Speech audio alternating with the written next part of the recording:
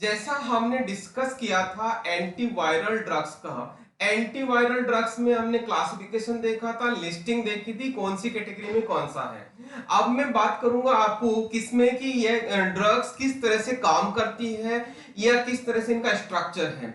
आपको थोड़ा सा ध्यान देना होगा कि हमने जो क्लासिफिकेशन पढ़ा था उसी का अपन आगे लिंक कर रहे हैं। तो देखिएगा यहाँ पे एंटीवायरल ड्रग्स की बात कर रहे हैं। एंटीवायरल में आपको ध्यान देना होगा, एंटी मेटाबोलाइट कैटेगरी पढ़ी थी, न्यूक्लियोटाइड एंटी मेटाबोलाइट्स, जिसमें हमने पिरिमिडीन, प्यूरिन और अदर्स कैटेगरी में लिखा था। तो प्यूरिन का स्ट्रक्चर होता है डबल रिंग सिस्टम होता है, प्यूरिन रिंग सिस्टम मींस ये वाला जैसे प्यूरिन रिंग सिस्टम होता है, ये ऊपर वाला प्यूरिन रिंग सिस्टम होता है। ओके, तो ये प्यूरिन रिंग सिस्टम होता है इस तरीके का, ये वाला प्यूरिन रिंग सिस्टम होता है। क्लियर। और पिरिमिडीन रिंग सिस्टम क्या होता है, पिरिमिडीन में 6 मेंबर्ड रिंग होता है, दो नाइट्रोजन होता है 1 3 पोजीशन पे, दो नाइट्रोजन 1 3 पोजीशन पे। तो देखना ये दो नाइट्रोजन है 1 3 पोजीशन पे, किस तरीके से ये वाला 1 2 3, तो ये 1 3 पोजीशन पे दो नाइट्रोजन है, तो हम इसको क्या बोलेंगे, पिरिमिडीन। Okay, pyrimidine analogue. आपको थोड़ा सा याद करना पड़ेगा, डीएनए का आपने स्ट्रक्चर देखा होगा आप लोगों ने। तो डीएनए में प्यूरिन और पिरिमिडीन के जो नाइट्रोजनस बेस है उसके साथ में क्या करता है, सुगर मोइटी जुड़ी रहती है, सुगर मोइटी के साथ में फॉस्फेट जुड़ा रहता है। नाइट्रोजनस बेस के साथ सुगर मोइटी जुड़ती है, हम उसको बोलते हैं न्यूक्लियोसाइड, और न्यूक्लियोसाइड के साथ में फॉस्फेट ग्रुप और जुड़ जाता है तो हम उसको बोलते हैं न्यूक्लियोटाइड। ओके, तो वही चीज बता रहा हूं, देखना यहाँ पे ये बिल्कुल परफेक्ट है। यहाँ पे ये वाला आपका नाइट्रोजन बेस है, यहाँ पे मैंने बोला एक्स, एक्स का मतलब ध्यान देना, यदि मैंने यहाँ पे CH3 लिखा है तो थाइमिडीन होगा, ये हमारा ड्रग नहीं है, ये हमारा नाइट्रोजनस बेस है, ये नाइट्रोजनस बेस है। तो ध्यान देना नाइट्रोजनस बेस जो किसमें डीएनए में अवेलेबल होता, आरएनए में अवेलेबल नहीं होता। तो यही चीज मैं बताना चाह रहा हूं। अब ध्यान देना, जैसा ऐसा का ऐसा हमने पूरा ड्रग डिजाइन किया, उस CH3 की जगह हमने CF3 लगा दिया, तो उसको बोलते हैं ट्राइफ्लूरोथाइमिडीन। क्लियर। ट्राई, अब ध्यान देना, यदि और दूसरा यहीं पे मैंने यदि इस X की जगह आयोडीन जोड़ दिया तो उसको बोलते हैं आयोडोजुरिडीन। अब ध्यान देना यहाँ पे, यदि ये ड्रग ये वाला स्ट्रक्चर बिल्कुल एज सच है, मतलब ऐसा का ऐसा स्ट्रक्चर है, उसका सिर्फ एक साइड में फंक्शनल ग्रुप डिफरेंट लगा दिया, means that will be inserted into DNA of that respective virus DNA। यदि रेस्पेक्टिव वायरल डीएनए में ये इनबिल्ट हो जाएगा तो क्या होगा, ये जो जो काम करना चाहेगा वो काम नहीं कर पाएगा, काम नहीं करेगा, तो ये 100% डीएनए उसका डिस्ट्रॉय हो जाएगा, और हम ये चाहते हैं कि वो वायरस का डीएनए डिस्ट्रॉय हो जाए। क्लियर, मींस ये कहानी हो गई। अब आगे बात करते हैं नेक्स्ट आगे, मींस ये हमारी सुगर मोइटी हो गई, और ये हमारा ये नाइट्रोजन बेस हो गया जो पिरिमिडीन एनालॉग है, और ये जैसे ही दोनों बनते हैं हम इसको क्या बोलते हैं, न्यूक्लियोसाइड। Clear, nucleoside. क्लियर। अब उसी में आगे अपन चलते हैं, ध्यान देना, ये वाला पिरिमिडीन है, ये सेम पिरिमिडीन आ गया। अब ये जो रिंग जो ये है पेंटोस शुगर है, पेंटोस शुगर को हमने इस जगह पे ओपन कर दिया, यहाँ पे ओपन कर दिया, देखना यहाँ पे CH2OH इस तरह से OH, तो ये CH2O ये यहाँ पे इस वाले पे फॉस्फेट ग्रुप लगा दिया यहाँ पे। तो ये कहानी होगी जिसको सिडोफोवीर बोलते हैं, ये पिरिमिडीन एनालॉग हो गया, और ये सिडोफोवीर किसमें इफेक्टिव इन हर्पीज इन्फेक्शन में जनरली इसको दिया जाता है, means again thymidine sorry again pyrimidine analogue derivative हो गया। क्लियर। सिमिलरली मैं बात करूं, अगेन सेम ही स्ट्रक्चर है, पूरी की पूरी सेम ही स्ट्रक्चर है। यहाँ पे जो रिंग से ओपन चेन था, यहाँ पे मैंने क्लोज चेन बना दिया, सेम कहानी, और साइटारबिन इसको हम बोलते हैं। क्लियर, ये हमारा ड्रग हो गया। नेक्स्ट ड्रग साइटारबिन, अगेन ये वाला वही चीज बता रहा हूं, अगेन ये किसमें जाके जुड़ेगा, वही डीएनए या आरएनए में जुड़ेगा, और आरएनए में जुड़ के वहां पे क्या होगा, वहां पे इनबिल्ट हो जाएगा डीएनए और आरएनए में। डीएनए और आरएनए में जुड़ने के लिए किसी भी न्यूक्लियोसाइड का क्या होगा, पहले यहाँ पे फोस्फोराइलेशन होगा, फोस्फोराइलेशन से पहले मोनो फोस्फेट बनेगा, फिर डाइफोस्फेट बनेगा, फिर ट्राइफोस्फेट बनेगा, ट्राइफोस्फेट जाके वहां अटैच होता है कहां पे, और दो फोस्फेट बाहर निकल जाते हैं, तो उस तरीके से वहां पे डीएनए में इनबिल्ट होता है। ध्यान देना, जैसे ही इनबिल्ट होता है, चूंकि ये वाला molecule as a nitrogenous base वाला नहीं है, इसीलिए वहां पे क्या हुआ, जुड़ तो गया लेकिन वो काम नहीं कर पाएगा। ठीक है, फिर आगे अपन देखते हैं नेक्स्ट वाला फेमसिक्लोवीर। फेमसिक्लोवीर और प्रोड्रग है, उससे पहले जाने से पहले हमें दो ड्रग और बताऊंगा जो पिरिमिडीन एनालॉग है। तो देखना यहाँ पे अगेन लगभग लगभग आपका यही स्ट्रक्चर है, लगभग लगभग आपका यही स्ट्रक्चर देखेंगे तो वही CH3 है, वही ये है, लेकिन यहाँ पे ध्यान देना इस OH की जगह, इस OH की जगह यहाँ पे हमने नाइट्रोजन लगा दिया। वो एजाइड फॉर्म में होता है, नाइट्रोजन 3 नाइट्रोजन है, N3 है, 3 नाइट्रोजन है। एजाइड से याद रखना, एजाइड या एजा हम किसके लिए लिखते हैं, नाइट्रोजन के लिए लिखते हैं। तो जुडोविडीन से याद रखना, एजाइड, एजाइड जुडोविडीन। तो इस तरह से आपको याद रह जाएगा और वो सेम पूरा का पूरा। अब ध्यान देना, ये तो यूं हो गया जैसे ऊपर जाके अटैच तो हो जाएगा, ऊपर जाके अटैच हो गया, लेकिन नीचे जब दूसरा नाइट्रोजन बेस या न्यूक्लियोसाइड आता है तो वहां पे OH ग्रुप ये फ्री होना जरूरी है, क्योंकि दूसरा आके यहीं अटैच होता है नेक्स्ट वाला डी न्यूक्लियोसाइड। जैसे ही न्यूक्लियोसाइड नेक्स्ट वाला अटैच होगा तो वो चेन बनती चली जाएगी, लेकिन यहाँ पे हमने OH की जगह नाइट्रोजन लगा दिया तो दूसरा मॉलिक्यूल नहीं जुड़ पाएगा न्यूक्लियोसाइड का, तो वो DNA वहीं स्टॉप हो जाएगा, आगे प्रोसीड नहीं कर पाएगा। आगे प्रोसीड नहीं कर पाएगा इसका मतलब DNA का डिस्ट्रक्शन होना तय है। यही हम चाह रहे हैं कि वायरस की डेथ हो जाए। ठीक है, फिर आगे आगे देखना, यही लगभग लगभग आपका यही स्ट्रक्चर है, लगभग लगभग यही स्ट्रक्चर है, लेकिन ध्यान देना इस यहाँ पे जनरली कार्बन होता है, लेकिन हमने यहाँ पे X लगाया है। X लगाने में ध्यान देना, यदि मैं यहाँ पे CH2 लगा दूं तो उसको जेल्सिटाबीन बोलते हैं, और S लगा दिया, S मतलब सल्फर लगा दिया तो वो लेमिवुडीन कहलाता है। ध्यान देना यहाँ पे CH2 रहेगा, मतलब यहाँ पे ना तो नाइट्रोजन है, ना यहाँ पे हाइड्रोक्सी ग्रुप है, ना OH ग्रुप है, तो ये तो खुद तो जाके जुड़ जाएगा वहां पे DNA में, लेकिन क्या होगा, ये नीचे इसमें खुद पकड़ने के लिए नहीं है, OH ग्रुप नहीं है इसमें, तो OH ग्रुप नहीं होगा तो ये लास्ट होगा जो DNA में जाके जुड़ेगा या RNA में जाके जुड़ेगा। जैसे ही जुड़ेगा उसके बाद में कोई सा भी न्यूक्लियोसाइड नहीं जुड़ पाएगा, तो क्या होगा, वो DNA का स्टॉपेज वहीं हो जाएगा। क्लियर, एक में तो CH2 जोड़ रहे हैं, एक में हम सल्फर जोड़ रहे हैं। क्लियर, ये तो हो गया, मैंने सारे के सारे देखना, ये वाला पिरिमिडीन हो गया, ये पिरिमिडीन हो गया, ये पिरिमिडीन हो गया और ये पिरिमिडीन हो गया। क्लियर, ये सारे के सारे आपके पिरिमिडीन हो गए। क्लियर, अब अपन बात करते हैं नेक्स्ट प्यूरिन की। तो प्यूरिन रिंग सिस्टम क्या होता है, प्यूरिन रिंग सिस्टम दो रिंग सिस्टम से मिलकर बना होता है। पहला रिंग सिस्टम होता है पिरिमिडीन और दूसरा रिंग सिस्टम होता है इमिडाजोल। ये वाला रिंग सिस्टम पिरिमिडीन कहलाता है, जो ये वाला जो मैंने नहीं रखा है, और ये वाला जो रिंग सिस्टम इधर वाला है वो इमिडाजोल है। तो ये दोनों मिलके प्यूरिन रिंग सिस्टम बनाते हैं। ध्यान देना, इस रिंग को हम क्या बोल रहे हैं, अगेन मैं बोल रहा हूं प्यूरिन रिंग सिस्टम बोल रहे हैं, इस तरह के। ध्यान देना, अब यहाँ पे लगभग लगभग जैसा ऐसा ही शेप आ रहा है, इसी तरह का शेप आ रहा है, लेकिन यहाँ पे दो एस्टर लिंकेज है, दो एस्टर लिंकेज है। जनरली एस्टर लिंकेज फॉर्म होता है ड्रग का, तो वो ड्रग क्या कहलाती है, प्रो ड्रग कहलाती है। प्रो ड्रग का मतलब क्या है, दैट इज इनएक्टिव, वो इनएक्टिव होती है। ओके, इनएक्टिव होती है मतलब इसको हम ओरली देते हैं, इसको ओरली देंगे और ये अंदर जाके बॉडी में मेटाबोलाइज होगा, मतलब इसका मेटाबॉलिज्म होगा। मेटाबॉलिज्म होने से किस वजह से होगा, हाइड्रोलिसिस होगा। हाइड्रोलिसिस होते ही क्या होगा, उसका रेस्पेक्टिव अल्कोहल बन जाएगा। रेस्पेक्टिव अल्कोहल पेंसिक्लोविर कहलाता है, जो एज ए वहां पे हर्पीज वायरस और जेनिटियल हर्पीज को किल करता है, इनके इन्फेक्शन में काम में लिया जाता है। अब यहाँ पे हमारे पास दो ड्रग हो गई। यदि आप पेशेंट को आपको दो ओरली देना है, दवाई गोली या टैबलेट या कैप्सूल देना है, तो हम उसको फेमसिक्लोर देंगे in the form of prodrug. और यदि हम पेशेंट को ओरली नहीं देना चाहते तो हम पेंसिक्लोविर देंगे। इसका मतलब इसको हम क्या करते हैं, आईवी फॉर्म में देते हैं to treat herpes zoster as well as genital herpes. Clear, ये हो गया फेमसिक्लोविर और पेंसिक्लोविर। अब अपन आगे बात करते हैं नेक्स्ट फोस्कारनेट। याद करना, फोस्कारनेट हर्पीज जो रिवर्स ट्रांसक्रिप्टेज और दूसरा कौन सा न्यूक्लियोटाइड पॉलीमरेज, डीएनए पॉलीमरेज, दोनों को इनहिबिट कर रहा था। मैंने आपको बताया था क्लासिफिकेशन के टाइम पे।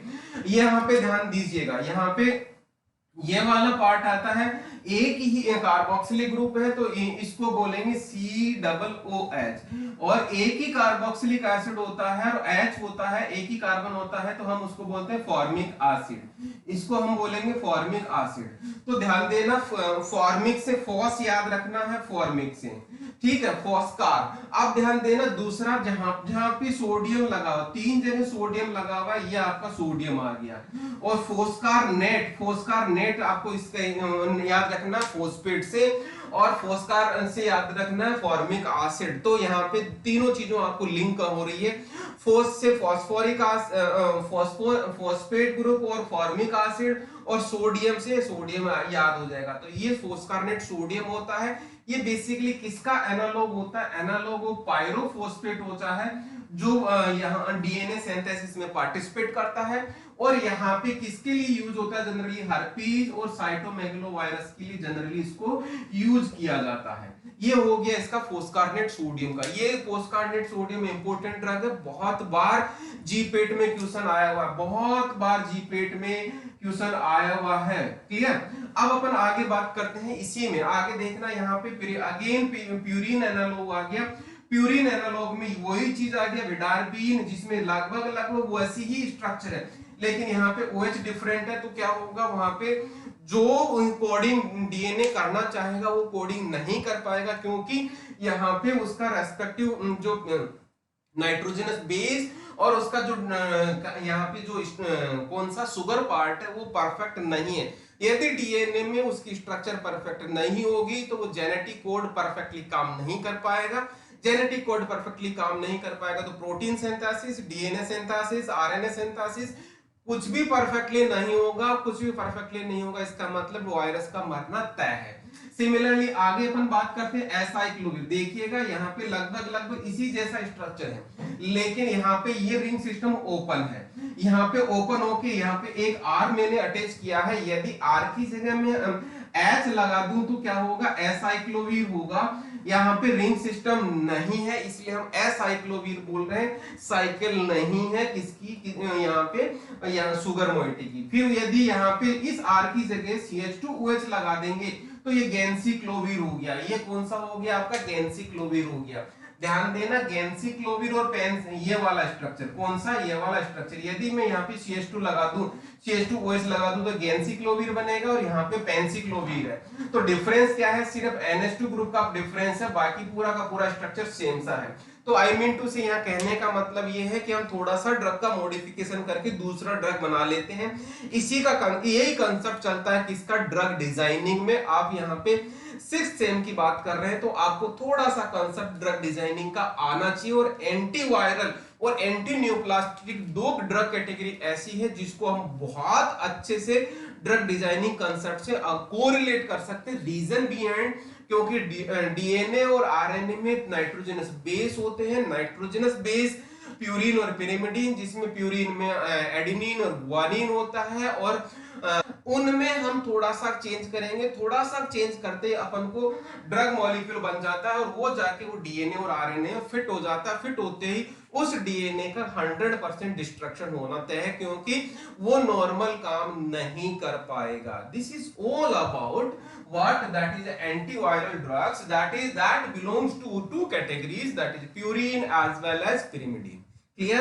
अब अपन बात कर रहे हैं जो बची हुई ड्रग्स है, अपन उनकी बात करते हैं। तो देखिएगा आप लोग, अगेन मैं बात करूंगा एंटीवायरल एजेंट्स की, जिसमें हमने जो देख चुके हैं, अब उसके बाद में अपन आगे बात कर रहे हैं।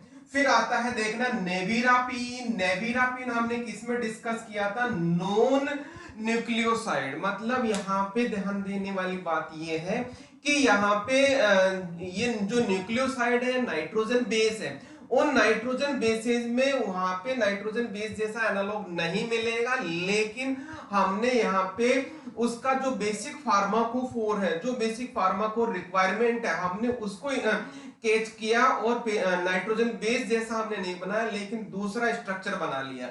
यदि आपने थोड़ा सा ध्यान दिया हो तो प्यूरिन और पिरिमिडीन में नाइट्रोजन अवेलेबल है, पिरिमिडीन में 2 नाइट्रोजन अवेलेबल है, और प्यूरिन में 4 नाइट्रोजन अवेलेबल है। तो वही चीज को हमने थोड़ा सा इनबिल्ट किया दूसरे स्ट्रक्चर में, तो देखना यहाँ पे नेविरापिन में यहाँ पर नाइट्रोजन लगा दिया, इधर नाइट्रोजन लगा दिया और इधर नाइट्रोजन लगा लिया। यदि आप थोड़ा सा देखेंगे तो इस तरह की वाली जो स्ट्रक्चर बनती है, थोड़ी थोड़ी कैटेगरी किस तरह की जा रही है, बेंजोडाइजिपिन जैसी जा रही है, लेकिन ये बेंजोडाइजिपिन नहीं है, क्योंकि यहाँ पे ये पिरिडीन है और ये डायजेपिन है। तो पिरिडीन डायजेपिन दो न्यूक्लियस का बना हुआ है। और ये नेविरापिन किस तरह से काम कर रहा है, नॉन न्यूक्लियोसाइड। क्लियर। फिर आता है इफाविरेंस। इफाविरेंस में भी अगेन ध्यान देना, यहाँ पे नाइट्रोजन अवेलेबल है, यहाँ पे ऑक्सीजन अवेलेबल है। मींस किस तरह का मॉलिक्यूल होगा, जिसमें हेट्रोसाइक्लिक रिंग सिस्टम हो गया और एट द सेम टाइम यहाँ पे ध्यान देने वाली बात है, ट्रिपल बॉन्ड लिया हुआ है, साइक्लोप्रोपाइल रिंग सिस्टम बनी हुई है। सिमिलरली अपन आगे बात करते हैं रिफाविरिन में। रिफाविरिन एक इंपोर्टेंट ड्रग है। रिफाविरिन को ध्यान देने वाली बात यह है कि हमने यहाँ पे ध्यान दिया ना कि जो प्यूरिन और पिरिमिडीन एनालॉग था उसका थोड़ा सा हमने उसका स्ट्रक्चर चुराया है। कैसे देखना, यहाँ पे इस तरह का पिरिमिडीन या प्यूरिन जैसा स्ट्रक्चर आ रहा है। प्यूरिन तो नहीं कह पाएंगे, पिरिमिडीन कह पाएंगे। यहाँ पे इसको हम, इस रिंग सिस्टम को हम ट्रायाजोल बोलते हैं। इस रिंग सिस्टम को हम क्या बोलते हैं, ट्रायाजोल बोलते हैं। ट्राया मतलब तीन, एजा मतलब नाइट्रोजन, ओल 4 5 मेंबर। ठीक है, ये आपका ट्रायाजोल हो गया। और ये लगभग आपकी शुगर की स्ट्रक्चर है। और यहाँ पे देखना, ये ribavirin specifically for respiratory syncytial virus in infant and children, मतलब जनरली बच्चों में दी जाती है जिसमें रेस्पिरेटरी इंफेक्शन हो जाता है वायरस का। ठीक है, ये रिफाविरिन हो गया आपका, जिसमें ट्रायाजोल रिंग सिस्टम है। और यहाँ पे कौन सा एमिनो कार्बोनाइल ग्रुप हो गया और ये आपका सुगर मोइटी हो गया। क्लियर। मींस ये रिजेंबल करता है, लेकिन ये प्यूरिन और पिरिमिडीन नहीं है। क्लियर। और उसके बाद में हमने मिसलेनियस कैटेगरी में देखा था एमेंटिडीन। एमेंटिडीन ये कौन सा रिंग सिस्टम हो गया, देखना, एक तो ये रिंग सिस्टम हो गया, दूसरा ये वाला हो गया, ये तीसरा मतलब ट्राई साइक्लो रिंग सिस्टम हो गया, 3 रिंग सिस्टम वाला हो गया। यदि यहाँ पे ध्यान देना, X यहाँ पे X है, X में NH2 है, तो ये क्या करता है, एमेंटिडीन हो गया। और X में CH3 NH2 उधर एमेंटिडीन हो गया। ये एमेंटिडीन क्या करता है, इसका मैकेनिज्म एक्शन देखना। ये एमेंटिडीन जो हमारी ह्यूमन सेल है, सपोज इसको यूं समझना, ये सपोज हमारी ह्यूमन सेल है। इस ह्यूमन सेल के और यहाँ पे एक वायरस आने वाला है। यहाँ पे सपोज ये तो ह्यूमन सेल हो गई और ये एक वायरस आने वाला है। तो इस वायरस, यहाँ पे जो वायरस की एंट्री हो रही है, इस वायरस को एंटर ही नहीं होने देता। एमेंटिडीन ये काम करता है। यदि आपको पता होगा, वायरस एक नॉन लिविंग पार्टिकल होता है जो सेल के अंदर जाने के बाद में वो एक्टिवेट होता है और उसके एंजाइम्स फिर काम करना शुरू करते हैं। तो कहने का मतलब सिंपल सा है, जब तक यदि वो सेल के अंदर नहीं जाएगा उसका कोई वजूद नहीं है, उसका कोई काम नहीं है। तो इस तरह से एमेंटिडीन का काम है। फिर उसी में एक मैंने आपको बताया था, कुछ ड्रग्स बताई थी, याद करना। यहाँ पे जेनामावीर, ओसेल्टामावीर और डाना। डाना का फुल फॉर्म है two deoxy two dehydro acetyl neuraminic acid, D four deoxy, A4 acetyl, N4 neuraminic, A4 acetic acid. तो इस तरह से इसका शॉर्ट नेम है डाना, याद रखना। क्वेश्चन आया हुआ जीपेट और कॉम्पिटिटिव एग्जाम में, न्यूरोइम्यूनिडेज इनहिबिटर कौन से हैं। ये 3 ड्रग्स हैं जो न्यूरोइम्यूनिडेज इनहिबिटर है। कौन कौन से, जानामावीर, ओसेल्टावीर और डाना। ठीक है, ये सारे के सारे एग्जांपल आपको कॉम्पिटिटिव एग्जाम्स के हिसाब से मैंने आपको बताए हैं। फिर जब भी एक बात करते हैं वायरस की, तो वायरस में ध्यान देना, वायरस का जब भी क्या होता है, इन्फेक्शन होता है तो वो सेल के अंदर जाता है। तो जब भी एक वायरस का बात आती है तो एक वर्ड आता है, वो उसको बोलते हैं अपन इंटरफेरोन्स। इंटरफेरोन्स क्या होते हैं वो चीज मैं बता रहा हूं। यहाँ पे ध्यान देने वाली बात ये है, इंटरफेरोन एक लो मॉलिक्यूलर वेट ग्लाइकोप्रोटीन होता है। लो मॉलिक्यूलर वेट ग्लाइकोप्रोटीन होता है जो एज ए एंटीबॉडी की तरह काम करेगा। क्या कहेगा, एंटीबॉडी की तरह काम करेगा। यहाँ पे एंटीबॉडी की तरह काम करने कैसे करेगा, पहला पॉइंट तो हमारा लो मॉलिक्यूलर वेट हो गया। फिर दूसरा पॉइंट देखना, कौन सा, कैसे करेंगे इसको, ये एंटीबॉडी कैसे बनाएंगे, तो देखना produced by human or animal on exposure to virus, I mean to say यहाँ पे ह्यूमन को या किसी पर्टिकुलर एनिमल को उस पर्टिकुलर वायरस से एक्सपोज कराया जाता है। एक्सपोज कराने से वो ह्यूमन सेल्स या एनिमल सेल्स पर्टिकुलर ग्लाइकोप्रोटीन बनाती है और that glycoprotein is a low molecular weight और that glycoprotein act as a antibody. तो ये ध्यान देना, जो वायरस वहां पे इन्फेक्ट करेगा उसी के अगेंस्ट काम करेगी या उसी के अगेंस्ट कौन सा वो एंटीबॉडी बनेगी। इसका मतलब क्या हो गया, हमारा थर्ड पॉइंट आता है कौन सा, स्पीसीज स्पेसिफिक, मतलब जो वायरस, जिस वायरस का हमने अटैक करवाया पर्टिकुलर सेल पे, वही उसी के अगेंस्ट पर्टिकुलर एंटीबॉडीज बनेगी। क्लियर, मींस इसको इससे कोरिलेट कर सकते हैं, जैसे हमने पर्टिकुलर एक वैक्सीन लगवाया तो उस वैक्सीन से क्या होता है, हम ह्यूमन बॉडी में जो एंटीबॉडीज बनी है तो वो एक पर्टिकुलर वायरस के अगेंस्ट ही एंटीबॉडी बनी। ऐसा नहीं है कि पूरे वायरस कम्युनिटी या जितने भी वायरस स्पीसीज है उन सभी के लिए एंटीबॉडीज बन गए, ऐसा नहीं हो पाता। क्लियर, अब ये क्या करता है, जो बनी है एंटीबॉडीज, हमारा फोर्थ पॉइंट आता है कौन सा, देखिएगा फोर्थ पॉइंट आता है कौन सा, induce resistance to viral infection and regulation of cell function. मतलब वायरस को अटैक बाद में जैसे ये बन जाती है एक सफिशिएंट अमाउंट में हमारी बॉडी में, तो बनने के बाद में क्या होता है, उस ह्यूमन बॉडी में बनने के बाद में सेल के फंक्शंस को रेगुलेट करती है और वायरस के अटैक से बचाती है। किस तरह से, ध्यान देना, प्रोलिफरेशन एंड इम्यूनोलॉजिकल रेस्पॉन्स करता है। मतलब प्रोलिफरेशन का मतलब ये होता है, वो यदि एक बार एंटीबॉडी बन गई तो लगातार मल्टीप्लाई होती रहती है रिक्वायरमेंट के हिसाब से, फिर उसके बाद में इम्यूनोलॉजिकल रेस्पॉन्स का मतलब वो एंटीबॉडी की तरह काम करेगी। क्लियर, ये तो हो गया कंसेप्ट आपका इंटरफेरोन का, इनिशियली आपका इंट्रोडक्शन। जब भी इंटरफेरोन की बात आती है तो यहाँ पे इनके 3 टाइप्स होते हैं, 3 टाइप की होती है जनरली है। तो हमारा फिफ्थ पॉइंट आता है कौन सा, फिफ्थ पॉइंट आता है इसके टाइप्स। टाइप्स यहाँ पे किस पे डिपेंड करता है कि ये किन से बनी है, मतलब ये जो ग्लाइकोप्रोटीन बनी है वो कहां से ओरिजिन है, उसका ओरिजिन कहां से है या किसने बनाया है, उस पे डिपेंड करता है कि उसका कौन सा नाम होगा। तो पहला इसका है हमारा अल्फा इंटरफेरोन, इसको बोलते हैं अल्फा इंटरफेरोन, जिसका शॉर्ट नेम है आईएनएफ अल्फा।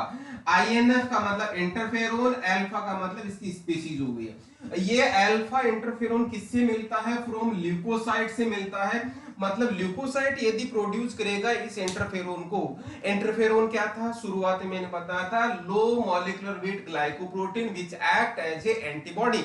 तो इसको हम बोलते हैं अल्फा इंटरफेरोन, मींस कहां से, ल्यूकोसाइट से। कीप इन माइंड, याद रखिएगा। दूसरा हमारा बी पॉइंट है, बीटा इंटरफेरोन, जिसको आईएनएफ बीटा बोलते हैं। आईएनएफ बीटा जिस तरह से आईएनएफ अल्फा था, ये हमारा किससे मिलता है, फाइब्रोब्लास्ट से ओरिजिनेट होता है या फाइब्रोब्लास्ट बनाता है, तो हम उसको बीटा इंटरफेरोन बोलते हैं।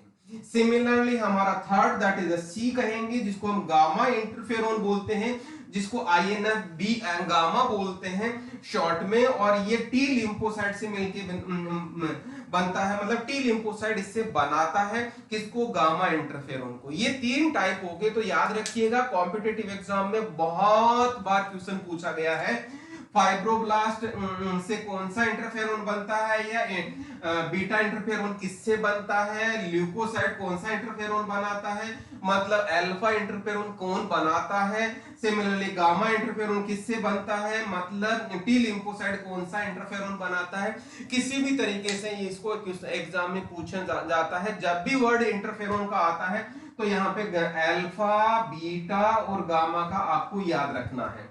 अब मैं, ये तो हो गया कि इंटरफेरोन कैसे बनता है, on the exposure of virus के एक्सपोजर से इंटरफेरोन बनेगा।